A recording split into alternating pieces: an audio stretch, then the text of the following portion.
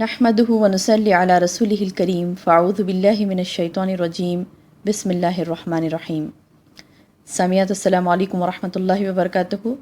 پچھلے درس میں ہم نے دیکھا تھا کہ اللہ کے رسول صلی اللہ علیہ وسلم جب دعوت و تبلیغ کر رہے تھے مشرکین کے درمیان تو ان لوگوں نے کس قسم کی حجتیں شروع کر دی تھی، اللہ کے رسول صلی اللہ علیہ وسلم سے بحث شروع کر دی تھی۔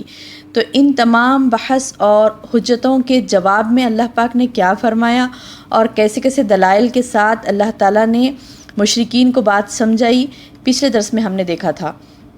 الحمدللہ اللہ تعالیٰ نے اتنے سادہ فہم اور آسان انداز میں ان کی بات کا جواب دیا، اور اس جواب کو پا کر وہ اتنے بے بس ہو گئے کہ کچھ نہ بول سکے، اور آخر میں انہوں نے کیا کہہ دیا تھا کہ جب ان کو کوئی جواب نہ ملا، یعنی سوال کیا تھا نا اللہ پاک نے کہ آتونی بھی کتاب، تم لاؤ میرے پاس کوئی دلیل، کوئی کتاب کی دلیل، یا پھر جو ہے نا کوئی آثار، کوئی علم جو تمہارے پاس ہے، تو یعنی ریفرنس کے ساتھ بات کرو، ایسے کیسے تم کہہ سکتے ہو کہ یہ بھی اختیار رکھتے ہیں۔ یعنی یہ شرک کے تعلق سے اللہ نے جو ان سے سوال کیا، تو اس جواب میں انہوں نے کچھ ان کے پاس کچھ تھا ہی نہیں، کیا کہتے وہ، ان کے پاس کچھ جواب ہی نہیں تھا، تو اللہ نے خود اس کا جواب دے دیا، کہا کہ تم صرف گمان کر رہے ہو، تمہارے پاس کوئی اس چیز کا علم نہیں ہے۔ تو اس کے بعد انہوں نے کیا کہا تھا کہ بل نتبع ما وجدنا علیہ آباءنا، بلکہ ہم تو اپنے باپ داداؤں کو جیسے پائے ویسی کریں گے۔ آخر جواب ان کا یہی تھا، کچھ نہیں سجائی دیا تھا نا، تو یہ جواب انہوں نے دیا تھا۔ تو پھر لاسٹ میں ہم نے دیکھا تھا کہ اللہ تعالیٰ نے اس کا جواب کیا دیا۔ اللہ نے فرمایا کہ اگر تمہارے باپ دادا گمراہ تھے تو کیا تم بھی گمراہ ہو جاؤ گے؟ جب یہ بھی بات اللہ تعالیٰ نے واضح کر دی کہ نہیں، تم جو کہہ رہے ہو نا کہ کوئی دلیل ہمارے پاس نہیں، بس ہمارے باپ دادا سے چلتے آ رہا ہے، ہم وہی کریں گے، تو اللہ نے اس کا جواب بھی دے دیا کہ تمہارے باپ دادا گمراہ تھے تو کیا تم بھی گمراہ ہو جاؤ گے؟ اس جواب سے جب مشرکین کی جہالت اور بے بسی کھل گئی تو ان سے کہا گیا کہ دیکھو، ان اللہ یعلم وانتم لا تعلمون، اللہ جانتا ہے تم نہیں جانتے۔ ان اللہ، بے شک اللہ، یعلم جانتا ہے، علم رکھتا ہے، وانتم لا تعلمون، تم نہیں جانتے، لہٰذا تم بندے ہو، تم اللہ کی سنو۔ اور پھر ان شرکاء کی حقیقت بھی اللہ نے بتلا دی، کہاں پر؟ سورۃ اعراف آیت نمبر 194 میں، کہ ان الذین تدعون من دون اللہ عباد امثالکم، بے شک جو لوگ پکارتے ہیں اللہ کے سوا، من دون اللہ، اللہ کے علاوہ جس کو بھی تدعون پکارتے ہیں، تو تدعون من دون اللہ، اللہ کے سوا کسی اور کو پکارتے ہیں، تو اللہ تعالیٰ فرما رہا ہے عباد، وہ کیا ہیں؟ بندے ہیں، امثالکم، تمہارے مثل، یعنی تم جیسے بندے ہو نا، تو وہ بھی بندے ہیں، تو بندوں کو تم کیوں پکار رہے ہو؟ رب کو پکارنے کی بجائے تم بندوں کو کیوں پکار رہے ہو؟ صاف الفاظ، دیکھیں قرآن کی کتنے واضح الفاظ ہیں۔ کیا فرمایا اللہ نے؟ ان الذین تدعون، ان بے شک الذین جو لوگ، تدعون دعا یدعو پکارتے ہیں، من دون اللہ اللہ کے علاوہ، تو اللہ تعالیٰ بتا رہے ہیں عباد، وہ تو بندے ہیں، امثالکم، تمہارے مثل، یعنی امثال، مثل ہم اردو میں بھی استعمال کرتے ہیں لفظ۔ اب دیکھیے آگے بھی کئی آیتیں میں آپ کو بتاؤں گی جس میں اللہ نے واضح طور پر ان سے پوچھا کہ تم کیوں ان کو پکارتے ہو، یعنی جو چیزیں اللہ کے ساتھ مخصوص ہیں ان پر جس طرح تم کو قدرت حاصل نہیں ہے، تو اسی طرح تمہارے ان شرکاء کو بھی ان پر کوئی قدرت حاصل نہیں ہے، یعنی تم بھی بندے ہو، وہ بھی بندے ہی ہیں جس کو تم پکار رہے ہو، پس تم اور وہ دونوں بے بس ہونے اور قدرت نہ رکھنے میں یکساں اور برابر ہیں۔ اسی لیے اللہ نے ان کو چیلنج کیا کہ فدعوہم، سورۃ الاعراف میں آیت نمبر 194 میں، اسی آیت میں اللہ تعالیٰ ان سے چیلنج کرتا ہے، پوچھتا ہے کہ فدعوہم، بلاؤ، چلو بلاؤ، پکارو، فدعوہم فلیستجیبوا لکم ان کنتم صادقین، اگر تم سچے ہو تو ذرا ان کو پکارو، کیا وہ تمہاری مراد کو پوری کر کے دکھائیں گے؟ پھر اللہ تعالیٰ نے یہ بھی فرما دیا سورۃ الفاتر آیت نمبر 13 میں، والذین تدعون من دونہ ما یملکون من قطمیر، تم اللہ کے سوا، تم لوگ اللہ کے سوا جن کو پکارتے ہو نا، تو وہ تو کھجور کی گٹھلی کے چھلکے کے برابر بھی اختیار نہیں رکھتے۔ تمام اختیارات، اولاد دے دینا، فلاں فلاں کر دینا، وہ بڑے بڑے کام، وہ تو بہت دور کی بات ہے۔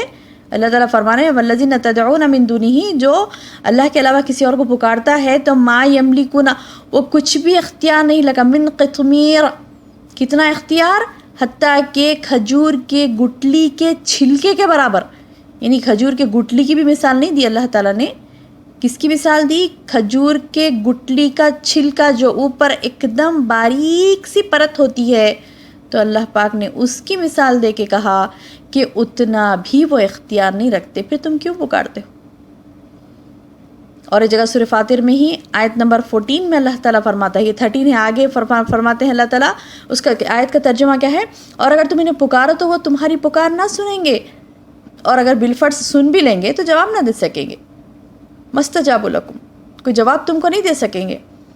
اور یوم القیامہ، قیامت کے دن، یکفرون بشرککم، تمہارے اس شرک کا وہ کفر انکار کر دیں گے، اور کیا کریں گے؟ تمہارے اس شرک کا انکار کر دیں گے۔ اور اللہ پاک فرماتے ہیں ایک خبر رکھنے والے جیسی خبر تمہیں کوئی نہیں دے سکتا، یعنی اللہ جانتا ہے، اللہ باخبر ہے، ہر چیز کی خبر رکھتا ہے، لہٰذا اس نے جو بات کہی ہے وہ یہی صحیح ہے۔ اور ایک بات اللہ تعالیٰ نے فرمائی سمجھانے کے لیے ان کو، سورہ نحل کی آیت نمبر 20 اور 21 میں، والذین یدعون من دون اللہ، جو اللہ کے سوا کسی اور کو پکارتے ہیں، لا یخلقون شیئا وہم یخلقون، وہ کچھ بھی نہیں کر سکتے بلکہ خود پیدا کیے گئے ہیں، امواتن، وہ مردہ ہیں، زندہ نہیں ہیں، غیر احیاء، کیسے صاف الفاظ ہیں، اللہ اکبر، یعنی جو مردوں کو پکارتے ہیں نا، تو اللہ تعالیٰ ان سے کہہ رہا ہے امواتن، وہ تو مر چکے، موت آئی ان کو، موت آئی، مر چکے، امواتن غیر احیاء، وہ زندہ نہیں ہیں، وما یشعرون ایان یبعثون، وہ یہ بھی نہیں جانتے کہ کب اٹھائے جائیں گے، اللہ اکبر۔ حد یہ ہے کہ اللہ کے رسول صلی اللہ علیہ وسلم کو بھی پتہ نہیں ہے کہ وہ کب اٹھائے جائیں گے، کوئی نبی کو یہ پتہ نہیں کہ وہ کب اٹھایا جائے گا، انہوں نے اپنی زندگی میں ہی کہہ دیا تھا کہ مجھے علم نہیں ہے اس چیز کا کہ قیامت کب آئے گی۔ اللہ کے رسول صلی اللہ علیہ وسلم نے کہہ دیا تھا نا اپنی زندگی میں کہ مجھے اس چیز کا علم نہیں ہے کہ قیامت کب آئے گی۔ تو پھر دیکھیے جب نبی صلی اللہ علیہ وسلم کو خود نہیں معلوم ہے کہ وہ کب اٹھائے جائیں گے، تو دوسرے اولیاء، دوسرے بزرگان دین، وہ کیا جانیں گے بیچارے کہ وہ کب اٹھائے جائیں گے؟ انہیں کچھ علم نہیں ہے جو یہ شرک کر رہے ہیں باہر ان کے اوپر، ان کی خبروں پر جا کر۔ آگے اللہ تعالیٰ سورۃ الاعراف آیت نمبر 191 اور 192 میں فرماتا ہے، کیا یہ ایسے لوگوں کو شریک ٹھہراتے ہیں جو کچھ بھی پیدا نہیں کرتے بلکہ خود پیدا کیے جاتے ہیں، اور نہ ان کی مدد کرنے کی طاقت رکھتے ہیں، اور نہ خود اپنی ہی مدد آپ کر سکتے ہیں۔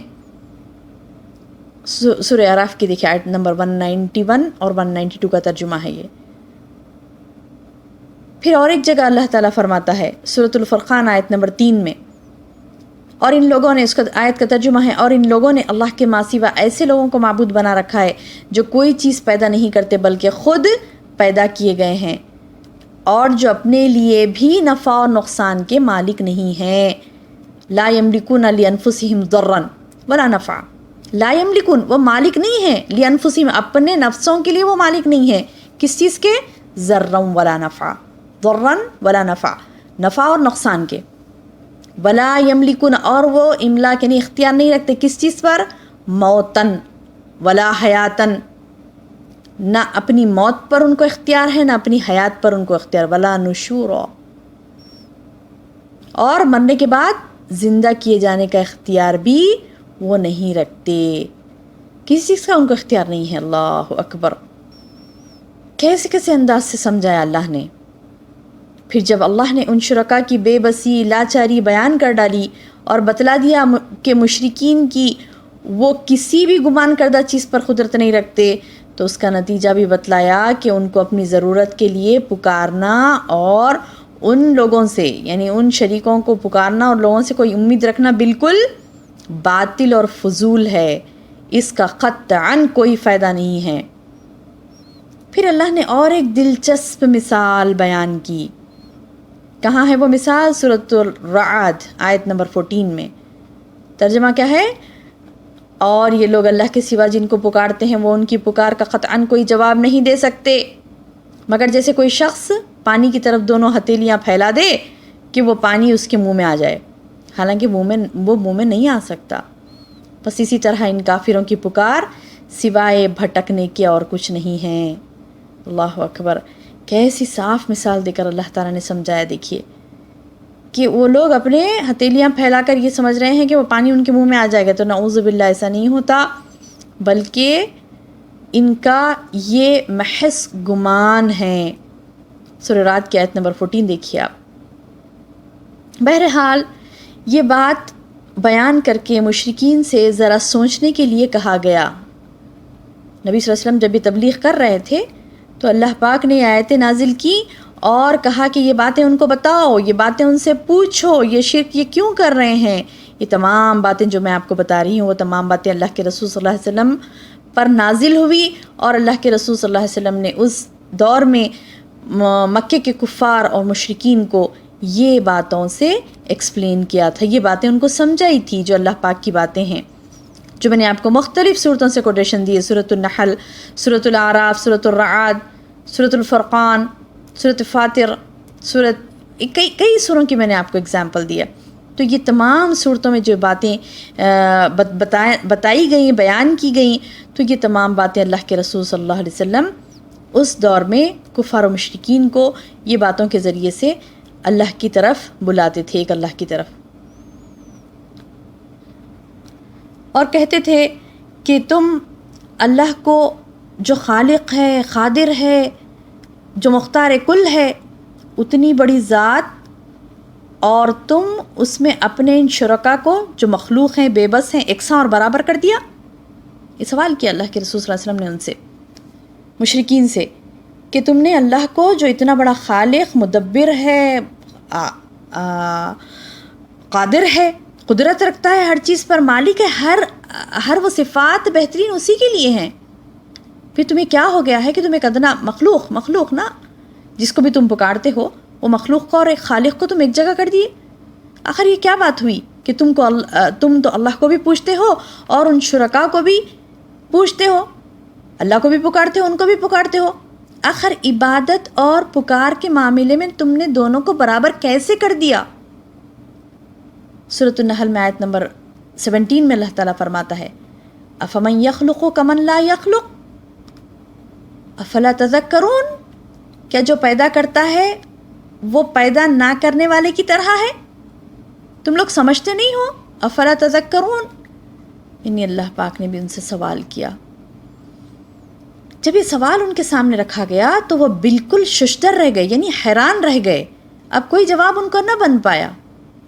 سبحان اللہ، کتنا پیارا سوال ہے نا، کہ کیسے آسان انداز سے اللہ نے پوچھ لیا ان سے. سورۃ النحل آیت نمبر 17 میں ہے، دیکھیے، افمن یخلق کمن لا یخلق، کیا جو پیدا کرتا ہے وہ پیدا نہ کرنے والے کی طرح ہے. افلا تذکرون، تم سمجھتے کیوں نہیں ہو؟ تو پھر یہ جب سوال ان کے سامنے رکھا گیا تو وہ بالکل ششدر اور حیران رہ گئے. ان کی ساری بحث حجت ختم ہو گئی، وہ شرمندہ ہو کر چپ ہو گئے. لیکن انہوں نے حق کو تسلیم نہیں کیا. اس میں سے چند نے تو الحمدللہ حق کو تسلیم کر لیا، چند نے حق کو تسلیم کر لیا، لیکن بعض دوسرے غلطی پر اپنی اٹ گئے اور پھر ایک نئی غلط بات سجھائی دی ان کو. پھر وہ کہنے لگے، دیکھو بھائی، ہم تو ہمارے باپ دادا جو سارے انسانوں سے زیادہ عقل مند تھے، ہم ان لوگوں کے نقش قدم پر ہی چلیں گے. کیوں؟ کیونکہ ان کے عقل مندی کا شہرہ تھا، دور دور سے لوگ ان کی بات کو تسلیم کرتے تھے. ان سب لوگوں کا دین وہی تھا جو ہمارا ہے، لہٰذا کیسے ہو سکتا ہے کہ دین باطل و گمراہ والا دین ہو. خود نبی صلی اللہ علیہ وسلم کے باپ دادا، مسلمانوں کے باپ دادا بھی اسی بھی دین پر تھے نا. نبی صلی اللہ علیہ وسلم کے چچا بھی اس وقت بھی تھے نا، انہی کے دین پر تھے. تو بولے کہ جو ہے نا یہ تو دین سب کے اس نبی کے خاندان کے لوگ خود اس دین پر ہیں، تو ہم نہیں مانیں گے، اس بات کو ہم نہیں مانیں گے. تو اعوذ باللہ، اتنی زیادہ ان کو آیات کے ذریعے سے اللہ پاک سمجھانے کے باوجود چند لوگ سمجھے اور باقی لوگ کیا کیے کہ برابر اپنی ضد پر اڑ گئے. تو یہ ضد ہی تھی بہنوں جو شیطان کو جنت سے نکالی. اللہ تعالیٰ سے دعا ہے کہ اللہ تعالیٰ ہمیں ایسی ضد سے محفوظ رکھے جو ہمیں جنت سے دور اور جہنم کے قریب کر دیتی ہے. آمین یا رب. السلام علیکم ورحمۃ اللہ وبرکاتہ.